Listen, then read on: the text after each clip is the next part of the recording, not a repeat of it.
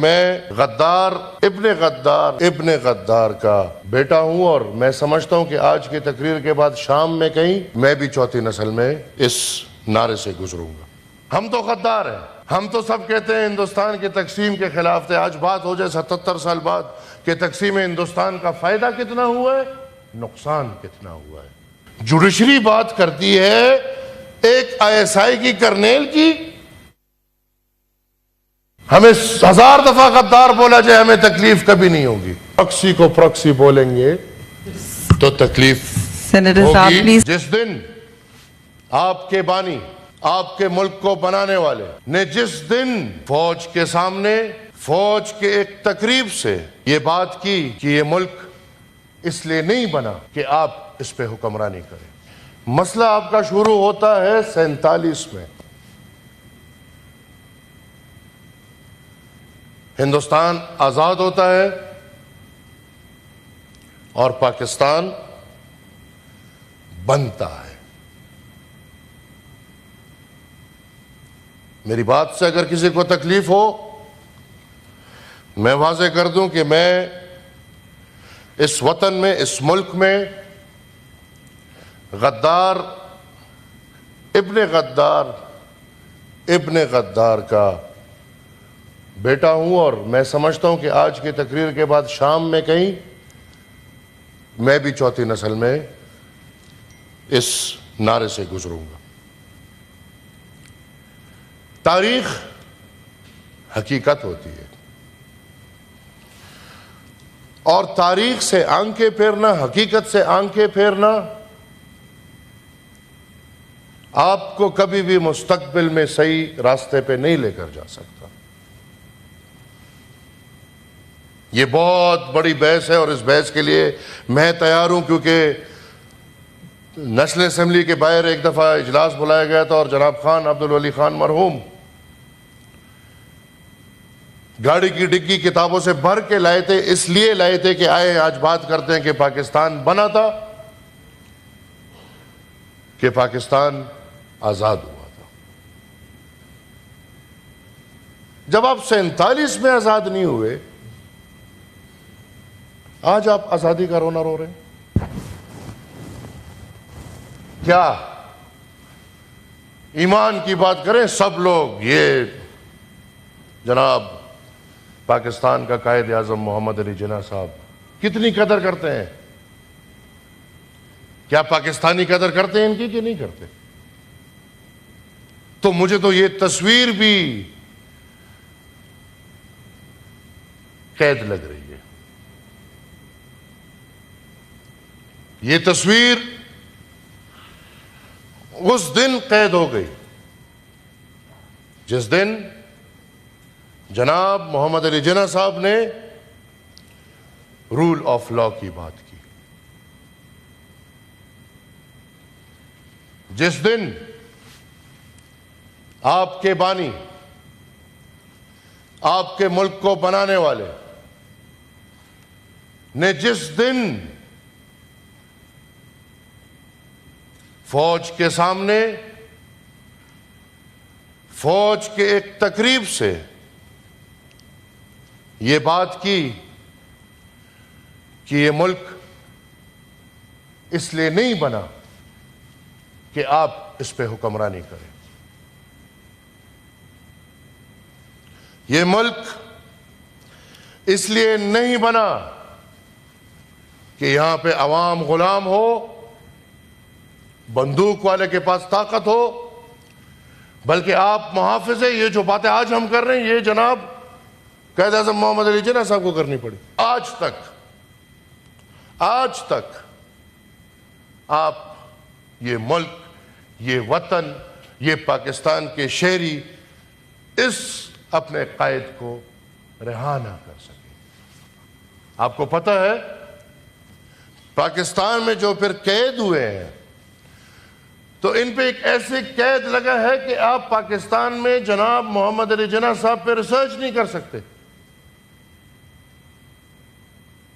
تو آئے آزادی کی بات ہو رہی ہے، ہم تو غدار ہیں،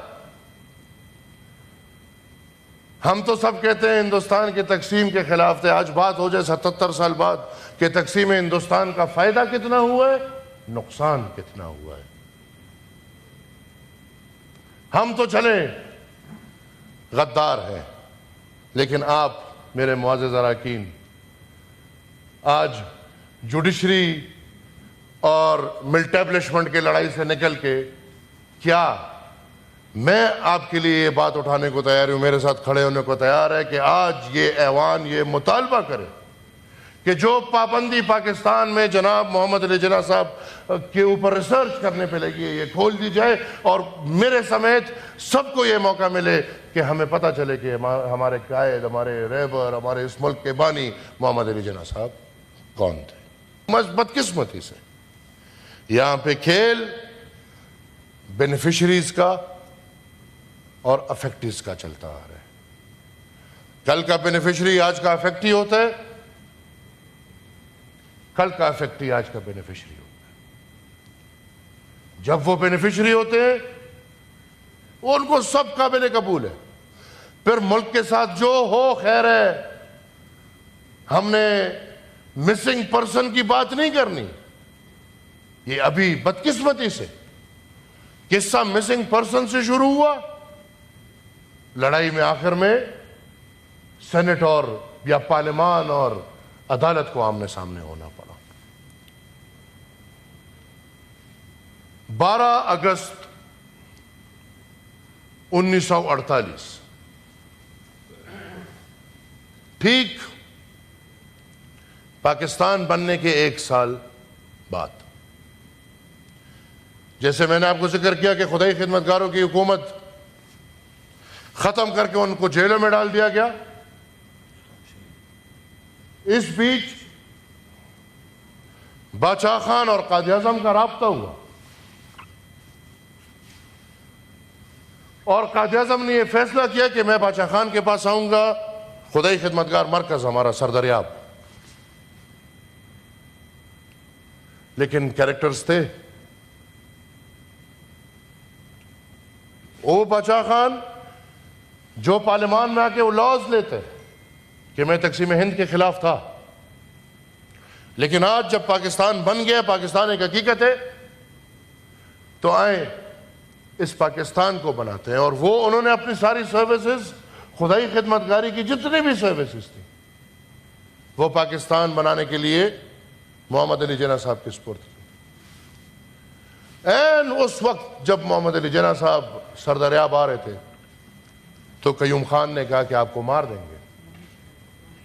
خدائی خدمتگار اکٹھے ہوئے ہیں, وہ آپ کو مار دیں گے. خدائی خدمتگار پشاور سے سردریاب تک تیاری میں پکڑے ہوئے تھے کہ مہمان آ رہے اور آج ہم ایک نئے موڑ پہ جائیں گے. مہمان نہیں آیا, مایوسی ہوئی, سٹرائک میں بدل گیا, سب کو پکڑ لیا. 12 اگست 1948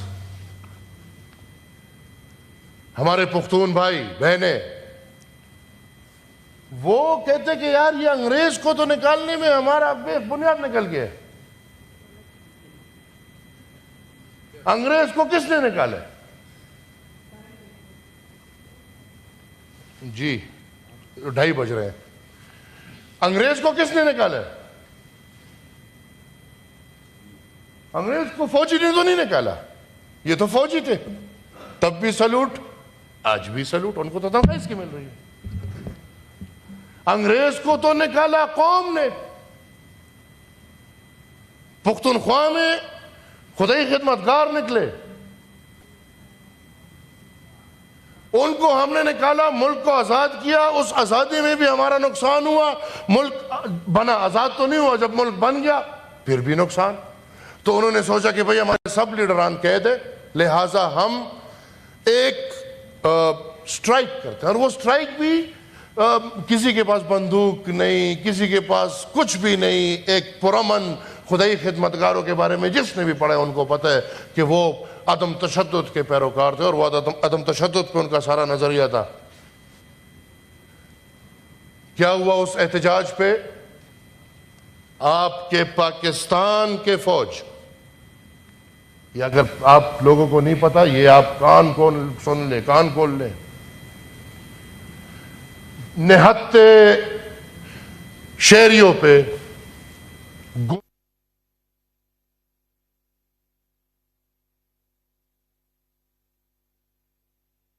ہمارے چارسدہ کے عورتیں بچے گھروں سے نکل آئے کہ خدا کا خوف کریں، گودوں میں اپنے بچے لے کے آگے، سروں پہ قرآن نکل کے لے آئے کہ آپ کیا کر رہے ہیں؟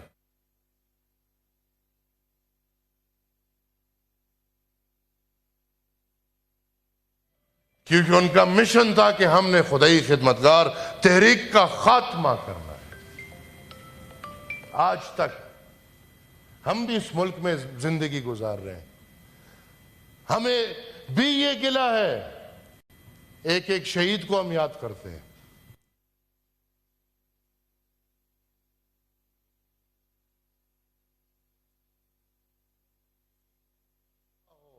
کیونکہ ہم اس سب سے گزرتے ہیں تو ہم اس دکھ میں ہر کسی کے ساتھ ہوتے ہیں، لیکن میرے پاکستان کے بھائیوں بہنوں، آج تک وہ 600 سے اوپر شہداء کا انصاف تو چھوڑ دیں، ان کا ذکر بھی نہیں کیا جاتا۔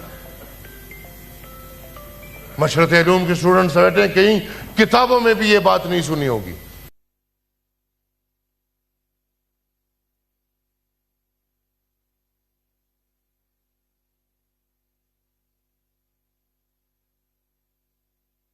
انہوں نے اپنے حصے کی زمین بیچ کے سرکار کو وہ معاوضہ دیا اور حکم کیا کہ اپنی میتیں اٹھاؤ۔ پھر ہم پختون قوم، بلکہ یہاں پہ سب قومیں جو بیٹھے ہیں، ہماری غمی اور خوشی واضح ہے۔ الحمدللہ چھپی ہوئی نہیں ہوتی کہ ہم لوگوں سے چھپائیں کہ ہم نے میت ہے، کوئی مرا ہے یا کسی نے شادی کر لی ہے۔ ہماری سب کچھ واضح ہوتا ہے، بچے بھی واضح ہیں، شادی بھی واضح ہے، غم بھی واضح ہے۔ کیا ہوا؟ جس گھر میں میت، اس ہر گھر کے باہر تیسرے دن سرکاری بینڈ باجا بھجوایا گیا۔ یہ دیکھیں، ٹھنڈک نہیں مل رہی تھی، سرکاری بینڈ باجا بھجوایا گیا، اور جس جس گھر میں دعا فاتح خوانی ہو رہی تھی،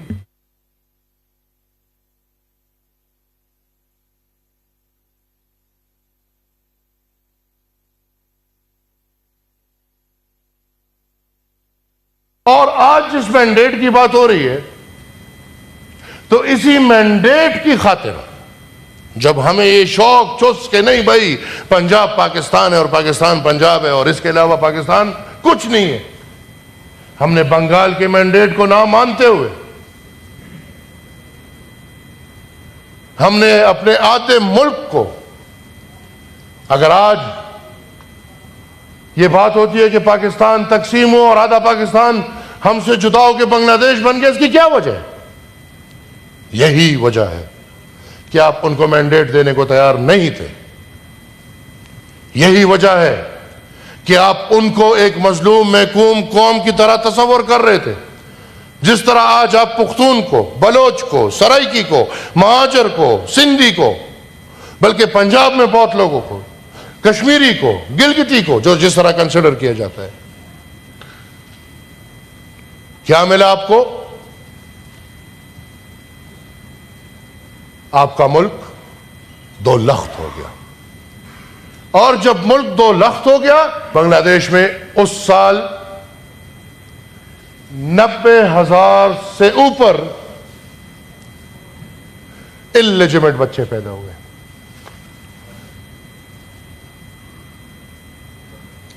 کس نے کیے؟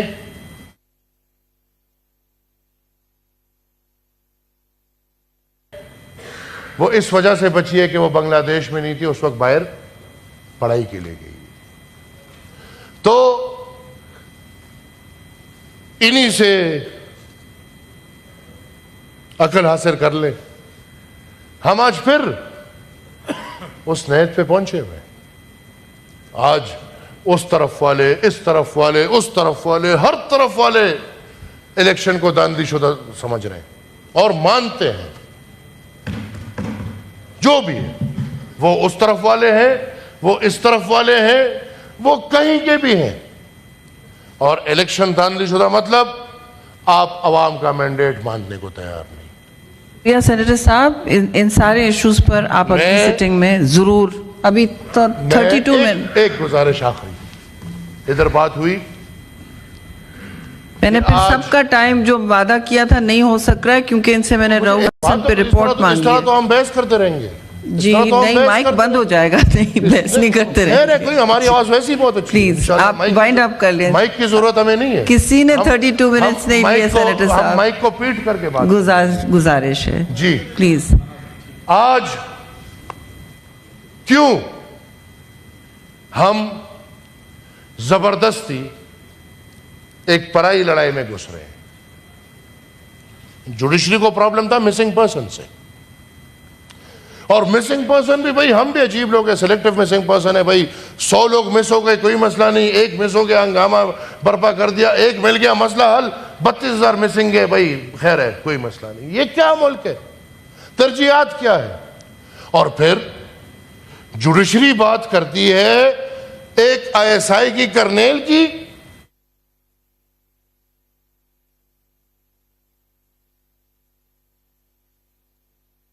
ہمیں 1000 دفعہ غدار بولا جائے ہمیں تکلیف کبھی نہیں ہوگی،